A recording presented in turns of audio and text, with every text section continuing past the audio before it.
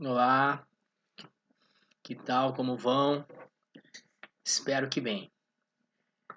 Bom, hoje vou trazer um assunto aqui que, por metáfora, eu coloquei como a rodinha do rato, porque muitas pessoas na própria terapia me trazem essa expressão. Então, estou numa rodinha de rato, me sinto na rodinha, fazendo a mesma coisa todos os dias, a vida tá sem sentido, né? Esse tempo está muito acelerado, não tem tempo para nada. Então, estou na rodinha do rato, preciso sair da rodinha do rato. Já tem uma metáfora também na filosofia que se estabeleceu para esse tipo de vida. Uma vida que, de certa forma, em algum momento, se perde o sentido, ou se faz uma reflexão de por que vivo assim, onde quero chegar com isso, que é o mito de Sísifo. Né? O mito de Sísifo, é, ele foi condenado por enganar a morte, o Hades, né, o rei Hades, duas, três vezes. Ele foi, por Zeus, que é irmão de Hades, foi colocado numa eterna punição, que é carregar uma pedra, uma rocha, durante o dia inteiro, morro acima. E quando chega lá no final do morro, no final do dia, ele larga a rocha e ela volta a cair. E no outro dia tem que fazer isso de novo até lá em cima. E essa é a vida dele, né? Uma rocha que todos os dias ele tem que levar para cima para ela cair no outro dia ele fazer a mesma coisa, e isso não traz sentido nenhum, porque ele não faz nada com essa rocha, porque ele não acumula rochas que ele possa fazer um castelo, porque não tem sentido, é uma atividade que em si mesma não tem sentido e não gera nada de produtividade que tenha um sentido em função dessa ação. Então, muitas pessoas trazem as filosofias, muitos filósofos trouxeram o mito de Sísifo como para comparar a vida contemporânea, do trabalho, da atividade laboral que temos durante todos os dias, levantamos, acordamos, tomamos café, vamos trabalho, no final do mês para pagar conta, para ter 10, 15 dias por ano para tirar férias. E às vezes chega um ponto que a pessoa, tá, mas é para isso que eu vivo? E a outra metáfora que eu ouço bastante na terapia é essa, né? A rodinha do rato. Então, eu vou trazer aqui para a nossa discussão hoje sobre isso, da filosofia, o filósofo sul-coreano Byung-Chul Han. E tem dois livros bem interessantes sobre isso. Um é A Sociedade do Cansaço, que é exatamente sobre isso, né? Que ele parece que ele está num trem, ele vê, olha para o trem assim, vê muitas pessoas encostadas no vidro dormindo com o pescoço solto, assim, dando cabeçada, e ele vê o cansaço dessas pessoas. E ele vê que essa sociedade do cansaço. Por quê? Ele vai fazer todo um trabalho teórico a respeito dessa sociedade do cansaço, do rendimento, da produtividade, do ser patrão de si mesmo, de ter uma vida sem limites, do consumo diário, do consumismo. Bom, ele vai fazer várias elucidações teóricas a respeito da sociedade do cansaço. É um livro bem interessante, fala exatamente sobre isso. Mas aqui eu vou trazer um outro livro dele que se chama Vida Contemplativa, que ele também faz um paralelo entre o que seria uma vida contemplativa e o que seria uma vida que nós vemos hoje, essa vida aí da sociedade do cansaço. E lendo o livro dele, eu fiz ali ele faz uma dialética sempre entre duas posições. Então eu fiz uma tabelinha aqui para a gente poder, eu vou só mencionar quais são as categorias, né, os termos que ele traz de uma vida e de outra vida. E falar um pouco o que acontece aqui comigo na terapia com as pessoas que se queixam dessa aceleração do tempo, dessa vida na rodinha do rato, dessa rocha que tem que carregar todos os dias. É muito bom, eu gosto muito do Byung-Chul Han, acho que é um cara muito interessante, porém, todavia, contudo, filosoficamente, eu fico assim, porque ele só traz... Bom, vale a pena a leitura. Pena que ele só traz, em todos os livros dele, praticamente, a perspectiva dos alemães, da filosofia alemã. Então, como ele estudou na Alemanha, ele mora na Alemanha, ou morou na Alemanha, fez todo o seu estudo na Alemanha, ele só traz filósofos alemães, né? Traz com muita propriedade, Heidegger, Schopenhauer, bom, todos alemães, Gadamer, traz todos alemães. Mas ele fica em cima disso, Nietzsche, né? E tem outros filósofos tão interessantes quanto, que não são alemães, que falaram sobre isso. E eu sinto falta, nos livros dele, uma orientação teórica, filosófica, que não seja só dos alemães. Então, outros filósofos que falaram sobre isso já há algum tempo, Richard Sennett, né, A Corrosão do Caráter, um baita livro a respeito também dessa diferença de mundos e velocidades. Ivan Illich falou isso, não lembro exatamente qual livro dele que ele falou isso, Ivan Illich, né, que é um filósofo austríaco, teólogo, que também tem um combate veemente contra o estilo de vida contemporâneo rápido. É dele a frase que diz assim: diga-me a velocidade que andas e dir-te-ei quem és. Então, essa questão da velocidade do tempo é uma coisa que aparece muito em todos esses escritos, inclusive do Byung-Chul Han, da vida contemplativa, da Cidade do Cansaço, da vida da Rodinha, do Sísifo. Outro filósofo bem legal sobre isso e que também parece que leu bastante, Richard Sennett não fala sobre ele, é o Zygmunt Bauman, né, Modernidade Líquida. Para mim esse é o livro dele, né? O resto tudo já é meio comercial, mas esse livro é muito bom, muito interessante, também uma crítica a respeito desse mundo, dessa vida aí na rodinha. O Gilles Lipovetsky, também um francês, que teve sobre a sociedade do vazio. Então, também uma crítica à pós-modernidade. Ele faz uma descrição / crítica a respeito de como vivemos hoje, o que é o vazio de hoje. O vazio também é um tema interessante que eu quero trazer aqui outra vez, que também aparece bastante na terapia, é o tal do vazio existencial. Mas então tem outros autores que falam sobre essa questão, que nos alertam sobre essa questão. A filosofia é muito legal, porque eu lendo esses livros eu vejo que realmente ela é uma leitura da realidade, mas uma leitura da realidade particular para algumas pessoas ou universal para todos. E quando eu estou ali na terapia, com o singular, vendo a questão do Zezinho, da Mariazinha, da Luizinha, eu percebo que esses autores eles têm um acerto epistemológico, né? Eles estão falando algo que realmente acontece. Por quê? Porque eu recebo na terapia exatamente as mesmas queixas que eles falam dessa sociedade. Por isso que é interessante lê-los. Né? Eles não dão uma solução para a questão terapêutica, porque a questão terapêutica é singular, é de cada um. As formas de ser, os modos de ser, tem a ver com cada história de cada pessoa, sua representação de mundo, quem ela é e quem ela traz na terapia. Mas é interessante que muitas dessas filosofias aparecem exatamente, né, no dado singular na terapia. Por isso que eu gosto de ler esses filósofos que falam sobre a sociedade, ler a sociologia, ler a antropologia, porque muitas dessas coisas que se lê aí, realmente, em caráter singular, aparecem na terapia.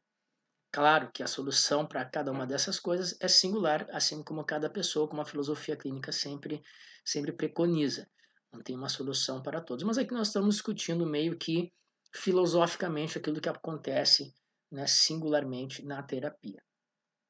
Então, aqui eu vou ler aqui a tabelinha do Byung-Chul Han, né, do livro A Vida Contemplativa. Então, bom, aqui tem a questão do tempo, tem várias questões interessantes, mas ele faz uma dialética, uma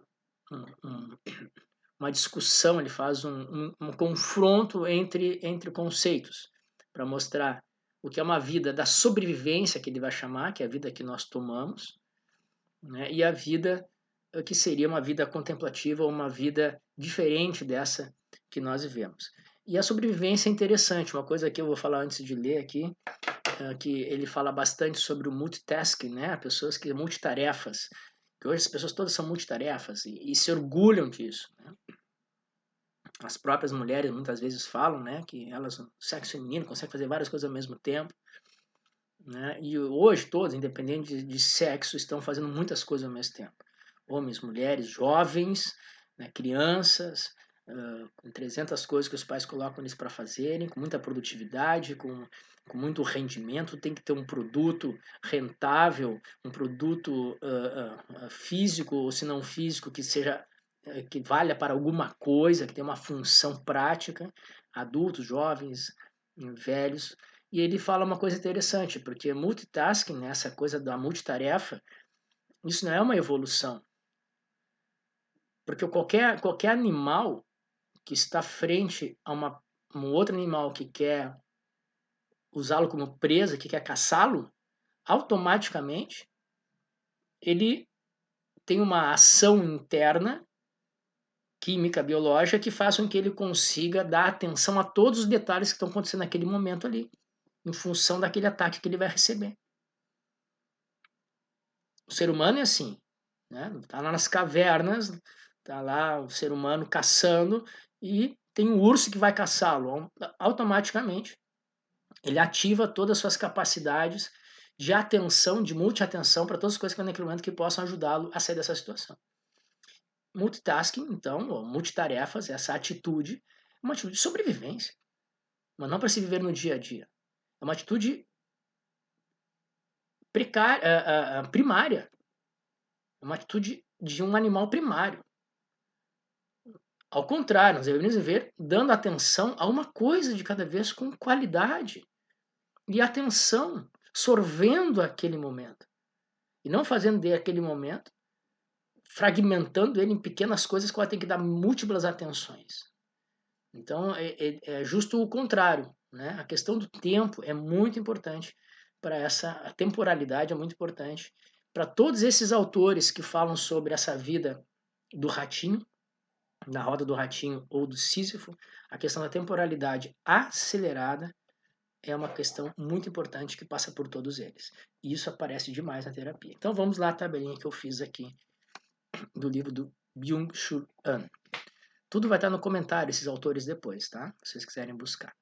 Então, o que seria uma vida da sobrevivência? Seria uma vida pautada pelo trabalho e o rendimento. O que seria uma vida contemplativa ou fora dessa vida da sobrevivência? Seria a busca da inatividade. A vida da sobrevivência vai em direção ao consumo e a vida contemplativa em direção ao tempo livre. A vida da sobrevivência, ela tem como metáfora a guerra. Tudo é uma batalha. Enquanto que a vida contemplativa seria exatamente a contemplação. E contemplação é uma palavra interessante, né? A vida contemplativa também está em Aristóteles. Mas a vida contemplação, se a gente pega a contemplação mais inatividade, que é o outro termo ali que ele coloca como a vida contemplativa, a contemplação é isso, é ser, não é fazer nada, é ser deixado ser absorvido por algo. Contemplar não é uma atividade, é uma inatividade. É o momento em que a gente está tão aberto e tão inativo que somos absorvidos por algo. E nessa absorção é que conseguimos, no segundo, na contemplação dessa absorção, na absorção conseguimos contemplar o que nos toma. Contemplação é ser tomado e não tomar algo para si, porque tomar algo para si já é uma atividade. Muito bem. Então, outro termo que ele usa é que a vida da sobrevivência é uma vida do negócio. Tudo vira negócio. Qualquer atividade humana, qualquer produtividade, qualquer rendimento pode ser feito um negócio em cima disso. Tudo vira negócio, tudo vira venda e consumo. Enquanto que a vida contemplativa teria o tempo morto, né? Ou o tempo livre, ou a gente pode chamar aqui do tempo lúdico. A vida da sobrevivência, ela preza pela utilidade, pela praticidade das coisas. Enquanto que a vida contemplativa, ela contempla o ornamental, a festa, o ritual. Por que isso? Porque a festa, o ritual e o ornamental requer tempo para que as coisas se programem, se façam, aconteçam. O ritual é uma forma de frear o tempo, de alguma forma, não? Ou de dar um tempo mais vagar. Pera, não vamos só tomar um líquido, vamos fazer um ritual do chá. Não vamos vamos fazer um ritual de alguma coisa. Então o ritual, né, é uma forma de frear ou desacelerar o tempo e deixar aquilo tomar conta de nós tanto quanto tomamos conta daquilo. Então, a vida da sobrevivência prima pelo produto, tudo tem um produto, e a vida contemplativa pelo ócio ou pelo lúdico. A vida da sobrevivência tem ela é pautada pelo jogo, pela competição, enquanto que a vida contemplativa pelo inútil ou o não prático. Quando a gente fala inútil, dá até uma certa... Como assim, né? A gente está tão acostumado que tem que ter uma utilidade, uma função, que parece que a gente dizer, um filósofo que a vida tem que ter a sua inutilidade é quase uma ofensa. Prova que nós estamos tão imbuídos dentro de uma vida de jogo e competição e de produtividade que nós não conseguimos nem conseguir ouvir direito a palavra inútil, né? Então, a sobrevivência, a vida de sobrevivência é a curto prazo, enquanto a vida contemplativa, ela em questão do tempo, ela tem um tempo largo. A vida da sobrevivência procura por vivências, enquanto que a vida contemplativa procura por experiências. Ele faz aqui, né, uma diferenciação teórica entre vivências e experiências. Se bem que a gente ouve mais, aqui, experiência é uma coisa que demanda mais tempo, né, que a gente gasta mais tempo em função das coisas que estamos lidando, seja uma relação com uma pessoa, com uma atividade, com a natureza, né? Se bem que a gente ouve hoje na propaganda, né, as propagandas, marketing das coisas, vem fazer ter uma experiência com as coisas, né, querendo dizer vivência, que é uma coisa que passa e que não fica nada, só naquele momento em que está ali. Bom, a vida da sobrevivência ela é pautada pela produção, e para isso ela tem um prazo determinado, enquanto que a vida contemplativa ela não tem prazo, porque as coisas podem durar de acordo com o tempo em que eu estou contemplado ou sendo contemplado por aquilo. A vida da sobrevivência está pautada no futuro, enquanto que a vida contemplativa está pautada no presente, né? Que é, vamos combinar, do eterno presente, que muitos estoicos falavam, né? Que em um momento em que estamos numa atividade e nesta atividade não nos importamos de onde viemos e nem nos importamos para onde ela vai, quando ela vai acabar. E quando ela vai acabar, nós eliminamos tanto o passado quanto o futuro e ficamos no eterno presente. Mas para isso temos que estar sendo absorvidos e absorvendo esse mesmo momento. A vida da sobrevivência procura sempre uma transcendência, sempre um além, enquanto que a vida contemplativa é a própria imanência.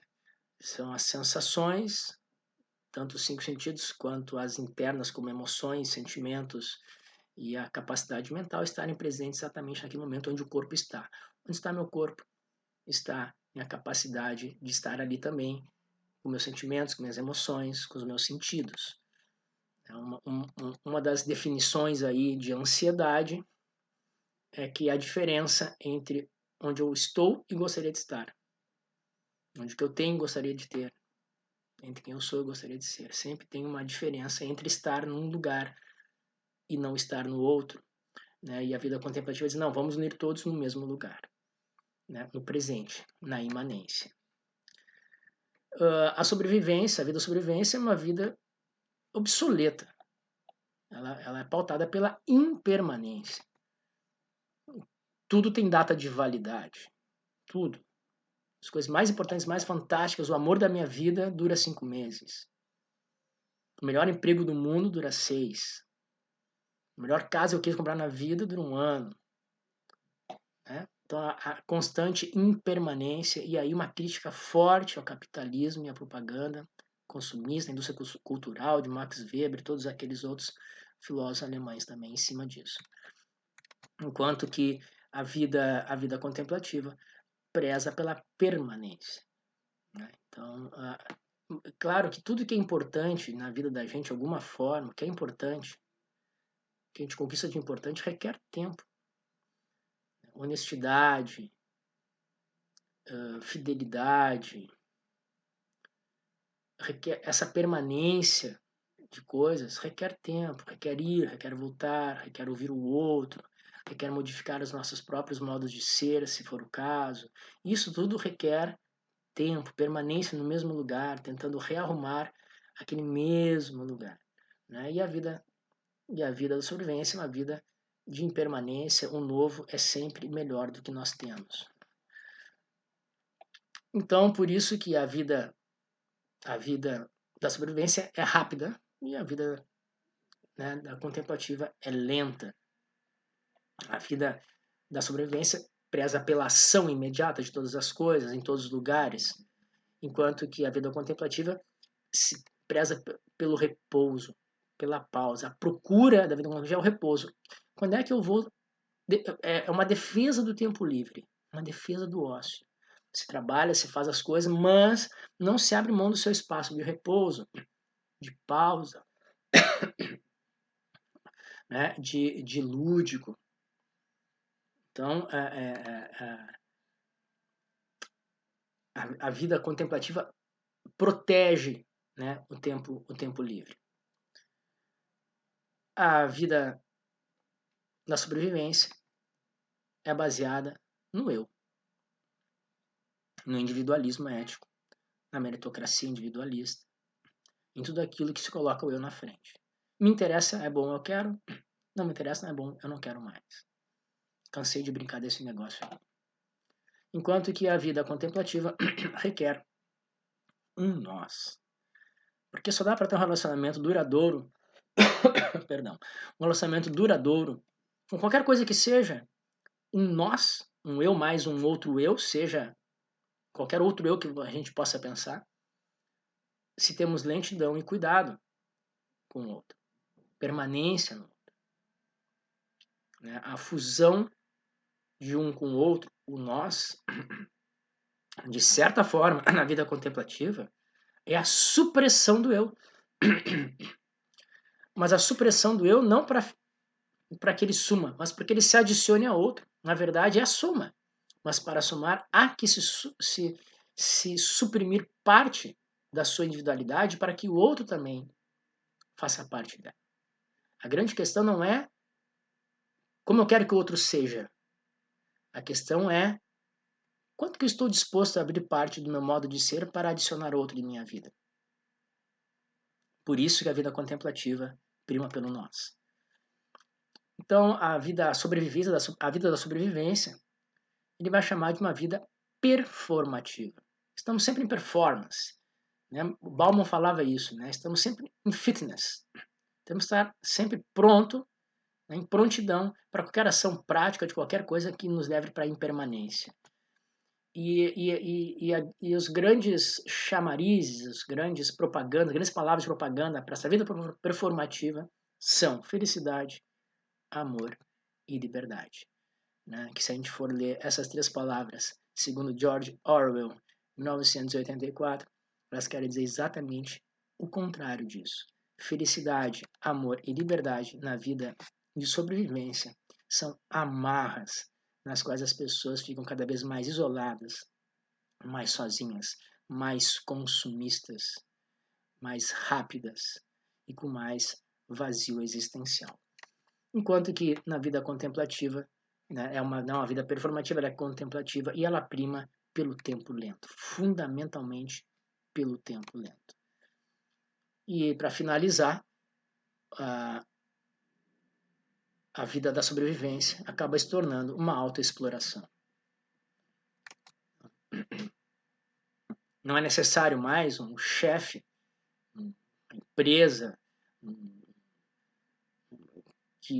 senhor que me mande e eu tenha que obedecer, lutar contra ele. Eu mesmo hoje faço tudo isso comigo mesmo, porque a propaganda, porque toda esses ideais mercadológicos, capitalistas e de consumo, de tempo, de relações, de tudo. Se consome relação, se consome tempo, se consome as coisas, se consome amor, se consome felicidade, tudo virou, as palavras de relacionamento viraram as palavras dos ideais de mercado, de consumo, de obsolescência. Ouçam as pessoas falar das relações, elas falam que nós falamos de mercadorias, né? Então, os valores mercadológicos, os valores empresariais tomaram conta das relações humanas, tanto consigo mesmo quanto com os outros. Então, ela é uma vida de autoexploração, enquanto que a vida da contemplativa é uma vida da convivência, porque só se consegue conviver a largo prazo com alguém se tem um tempo largo. Bom, então aqui foi, né? Fala muito mais esse livro, né? Sobre isso, Idade do Cansaço também fala muito mais sobre isso. Mas aqui é interessante porque todos esses termos, mais ou menos todos esses termos, em alguma medida, aparecem nas terapias. As pessoas querendo mudar seu estilo de vida, estão consumidas pelo trabalho, se autoconsumindo com os filhos, se autoconsumindo com materiais, com buscas, com projetos. Em algum momento da vida, para que esse negócio todo? Onde é que eu estou chegando? Né? Teve agora, aparece aqui um grande cantor aí, artista espanhol, que declarou nas redes sociais, jovem, bonito, né, dinheiro, que está em depressão, que não, a vida não tem sentido. Muito parecido com aquilo que eu falei no vídeo sobre o sentido da vida, daquele escritor, agora não vou me lembrar o nome dele, que eu falei na vida ali, sobre o sentido da vida. Né? Tem tudo o que as pessoas consideram nessa vida de sobrevivência como um sucesso e se diz que a vida não tem sentido. Jovem, com dinheiro, bem-sucedido. Então se pergunta, o que está acontecendo? Onde é que está o sentido das coisas? Onde é que nós estamos levando essa vida? Quem é, como diz Adam Smith, a mão invisível que está nos levando adiante? São valores. Vocês podem perceber que são valores. Né? Quando falam que o mercado é isento de valores, é uma mentira. Ele impõe valores, valores de tempo, valores de relacionamento, valores de uso, valores de troca, né? de como considerar as coisas, e a gente acaba levando isso para as nossas relações diárias, sejam com os filhos, sejam com amigos, sejam com parceiros amorosos, e a gente acaba entrando nesses fios meio que invisíveis, que eu acho que é aí que a filosofia nos traz bastante utilidade, né? A filosofia faz com que a gente enxergue como essas relações estão se dando, que elas não aparecem, né, diariamente para nós, a gente está tão imbuído nessa relação, a gente não percebe. Quando a gente lê um filósofo desse, a gente, peraí, eu estou vendo esse mundo? Estou vendo esse mundo, que interessante, olha só. Aí que as pessoas podem começar a pensar, né, que esse mundo, a vida que elas estão vivendo, tem a ver com o que o mundo oferece. Mas o fato é que nós não precisamos só trabalhar com o que o mundo oferece. Podemos criar bolhas internas dentro do nosso próprio mundo de viver de uma forma diferente. E muitas pessoas fazem isso. Alguns filósofos fazem isso. Tem pessoas que não são levadas por essa vida performativa. E são normalmente os excêntricos. Alguns entram nos hospitais psiquiátricos, são considerados loucos, são considerados esquizofrênicos, são considerados não sei o quê. Outros estão por aí, meio sozinhos, porque não encontram parceiros que, ao mesmo tempo que reclamam dessa vida, também não sabem viver outra. Né? Então, bom, essa é um pouco a fala de hoje, ela fica mais no âmbito aqui filosófico, né? Mas isso aparece demais na terapia, e é claro que a solução para cada uma dessas coisas na terapia vai de acordo com a singularidade de cada pessoa. Não tem um padrão para isso. Cada um chama da maneira que quer, né? Essa sua maneira de viver. Mas aqui na filosofia, colocamos aqui como Byung-Chul Han fala como a sociedade do cansaço, ou como Gilles Lipovetsky fala como a sociedade do vazio, ou a modernidade líquida, ou a corrosão do caráter, como vocês queiram chamar. Essas coisas efetivamente aparecem, né, terapeuticamente em muitas pessoas que acabam vindo fazer terapia. Bom, vou deixar na descrição todos esses autores e os livros deles. Se quiserem mandar sugestões de falas, para que eu faça vídeo, por favor, só colocar nos comentários. Comentário, o vídeo sempre ajuda. O YouTube também. Quanto mais comentário tem o vídeo, mais o YouTube né, para os seus algoritmos, concebe que é um vídeo que vale a pena ser divulgado. Então, se vocês gostaram, deem like, compartilhem e comentem, que ajuda também o vídeo a chegar a mais pessoas. Muito obrigado e até o próximo vídeo.